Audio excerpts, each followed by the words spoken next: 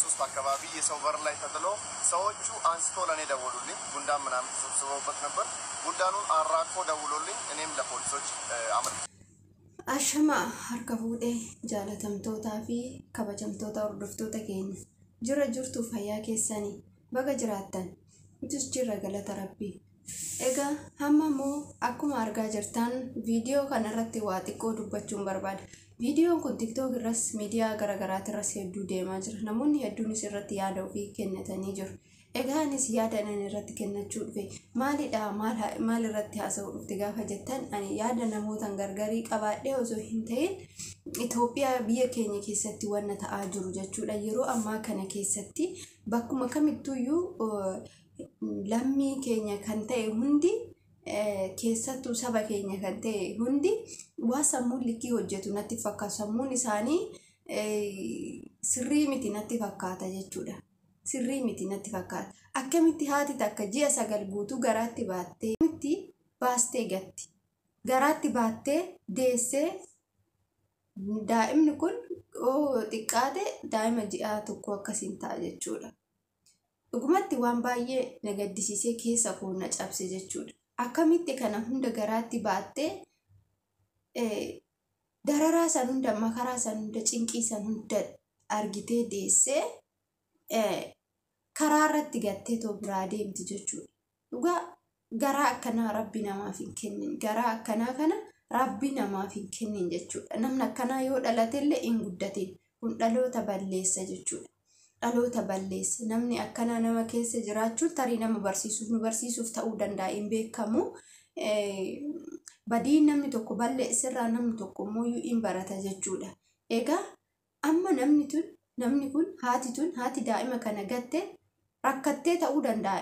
Rakkinatu ilmoo ofii nama gaddisiisa malee jaalatanii ilmoo ofii hin gatan. Garuu immoo rakkinni sun hin darba. Maaliif rakkina sanii obsine? Yeroo baay'ee dadhabbiin ilma namaa rakkina obsuu dadhabuudha. Tariiti yoo abbaa qabaachuu baate abbaa yoo gatee bade yookaan abbaan hin beeku jedhee gaafa gatu dubartii takka yookaan shamarri takka maal gooti yookaan garaa baasuu yookaan immootu dahanii akka ammaa kana gatu jechuudha. Dhoksanii gatu jechuudha. Kun immoo waan dhugaa jireenyi har'aatuun hin darbiti. Rakkinni har'aatuun hin darbiti. Rakkoo keessa taa'anii gaafa immoo dhala ofii guddifatanii bakka wayiitiin guyyaa tokko gahan anuma santu as gahe anuma santu rakkoo kana keessa bagan rakkoo san keessa darbee ilma koo guddifadhe bagan ilmoo kiyyatti xaare jettee guyyaan ofitti gammaddu takka hin dhufte jechuudha. Haati takka haati ilmoo. Garuu immoo gaafa akkanatti ilaallee jennu dhugaa baay'ee nama gaddisiisa. Keessi nama caba. Meeqatu immoo ilmoo dhabee yaa rabbi naa kenni jedhee silatii garagaraa godhatee dhabee jechuudha. Kan argate garuuyyuu hin gata jechuudha. Yoo akkana erga abbaan yookaan abbaa hin qabaanne yookaan nama gaa'ilaa hin qabaanne ta'ee maal gocha ilmoo godhachuu dhatte? Maal gocha bakki sanuyyuu dhatte jechuudha. Bakka tarii ilmoon natti dhufa jetteeti miti ati kan kana raawwatte. Silaa iyyuutu akka aadatittis ta'e akka amantiittis ta'e akka waan hundatittuyyuu gaa'ilaan dura waan gaa'ila keessatti raawwatamuu qabu raawwachuu hin qabdu dhiirri tokkos dubartiin tokkos jechuudha. Garuu nuti safuu cabsine safuu amantiis cabsine safuu aadatis cabsine fedha keenya sammuu keenya waan jiraannuuf jechuudha. Rakkinni yeroo hunda kan nutti dhufuuf fedhii sammuu keenyaa waan nutti fakkaate waan nutti mul'ate san guuchuudhaaf gaafa deemnu waaqni immoo waan ofii isaatii barbaade hojjeta. Lakkii naaf hin ta'u wanni ati naa kennite kun jechuudha. Walumaa galatti waaqayyo mormuu jechuudha. Waaqa nu uume morminee eessa akka dhannukaa isumatu beeka jechuudha. Kuni amma mormii guddaadha. Naaf kennite erga naaf kennite ani immoo hin guddisu nan gata jetteeti jechuudha. Haatitu kan gatte. Rakkinni nama godhuu dandeessi. Garuu rakkinni ilmoo ofii nama hin gaddisiistu. Rakkinni wajjin nama ajjeesti malee ilmoo kee kana wajjiniin osoo duute rabbillee si jaalata jechuudha. Rabbillee namseete akka gaariitti si kunuunse bakka gaarii jannata keessa siif gaafaatti duute. Garuu har'a ilmoo kee gattee bara wayii ilmi kun tarii guddifatamee guddachuu danda'a. Tarii gaafa ilma kana argitu gaafa san waan guddaa keessa seenta jechuudha. Gaabbii hagan hin jedhamne gaabbii hin deebine keessa seenuu danda'u jechuudha. dhugumatti jechuudha. Waan baay'ee nama gaddisiisu. Yeroo baay'ee daa'imni gatameeti kan argamu Itoophiyaa keessatti. Biyyoota Arabaa keessatti illee shamarran tasaan wanna ta'e yoo ta'e ingatu jechuudha. Maaliif kun ta'a? Jalqabarra nuti maal hojjenna? Bakka kam jirra? Eessan jira? Shamarri biyya jirtus ani amma maalin hojjechaa jira? Gaa'ila keessan jira? Gammoo gaa'ilaan ala jira. Ergan gaa'ila ala jiraadhee wanti gaa'ila keessatti naaf heeyyamamu osoo gaa'ilatti seenin hin raawwatin wanta naan jedhame tokko ergan raawwadhe gaafa mooyyuu waaqni erga kana raawwatte kanatu siif mala jedhee gaafa siif kenne ajaja isaatiin gaafa siif kenne ati ajaja uumaa keetiitiin mormitee waan kana raawwanna. Wanti asirratti kana hunda haasa'u nageesse gorsaafis osoo hin ta'in yaada mataa kootiti jechuudha. Nuti yeroo baay'ee fedhii keenya irra dursisiisna, yaada sammuu keenya dursisiisna. Waan barbaannu argachuudha malee rakkoo nutti dhufu fudhachuuf qophii miti jechuudha. Waan keessa keenya jiru dafnee ariitiidhaan waasan waan nu barbaachisan xumurachuudha. Gaafa rakkinni immooyyuu nutti dhufe rakkoo san keessaa bahuun immooyyuu rakkisaa nuti ta'a jechuudha. Gaafa rakkoo darbite gaafa obsaan waan hundaa dandeessi. Akkuma ilmoo argatte kana ilmoo kee kana obsaan gaafa guddifatte bakka guddaa gahuu dandeessa. Garuu har'a ilmoo kana gatte idduma takkaayyuu hin geessu. Tarii dhala dhabdee rakkachuu dandeessa. Tarii abbaa mana gaarii dhabuu dandeessa. Waan baay'ee si mudata. Wanna baay'ee nama mudata jechuudha.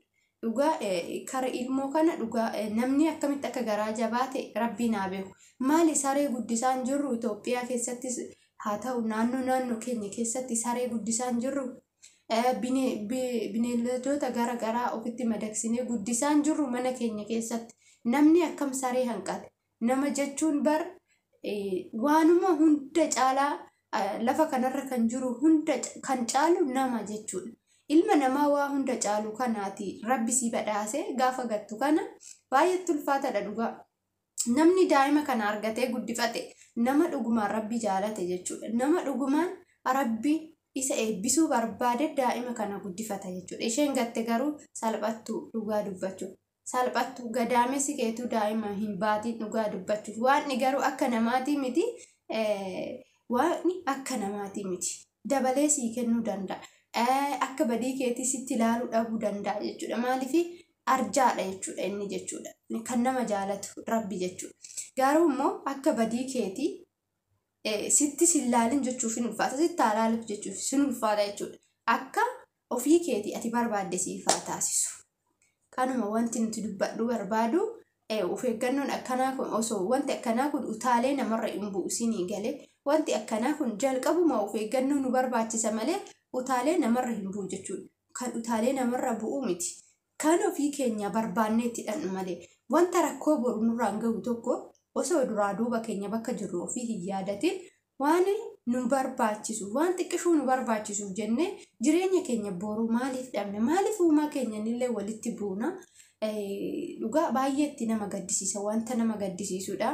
Garuu daa'ima kana kan guddifate nama eebbifame nama rabbii isa badhaase jechuudha. Dhala jechuun waa guddaadha. Dhala jechuun badhaasa uumaa jechuudha.